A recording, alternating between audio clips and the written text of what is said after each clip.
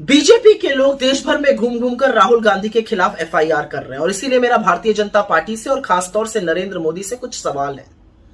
वो किसके लोग थे, वो किसके समर्थक थे, वो किस पार्टी के लीडर थे जिन्होंने पश्चिम बंगाल में पगड़ी पहने हुए एक सिख ऑफिसर को खालिस्तानी बताया था? नरेंद्र मोदी के। वो कौन था जिसने 700 किसानों की शहादत जब अपना हक मांगते हुए हुई और अधिकतर उसमें से हमारे सिख भाई थे, कहा था मेरे लिए थोड़े ही मरे हैं? नरेंद्र मोदी ने। वो कौन था जिसने दिल्ली आ रहे किसानों के रास्ते खुदवा दिए, कीले गड़वा दी, सीमेंट की चट्टानें लगवा दी? नरेंद्र मोदी ने।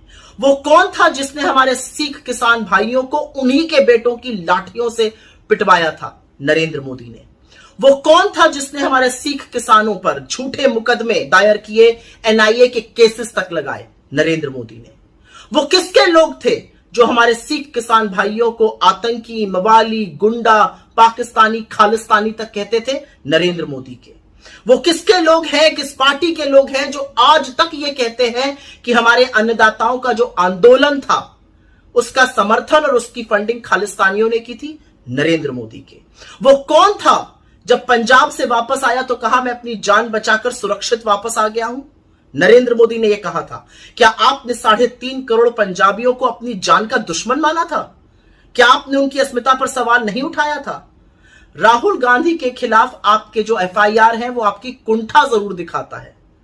उनकी बढ़ती हुई लोकप्रियता आपसे भले न पच रही हो और इसलिए आप इस तरह की राजनीति पर आमादा हैं, लेकिन राहुल गांधी आज भी वही कह रहे हैं और हमेशा कहेंगे कि हर धर्म, हर समुदाय, हर वर्ग को यह हक होना चाहिए कि वो अपने तौर तरीकों से, अपने हिसाब से, उनको स्वतंत्रता होनी चाहिए अपने पूजा पाठ करने की, अपने वस्त्र पहनने की, अपनी परंपराएं निभाने की, अपने प्रतीक चिन्हों को पहनने की।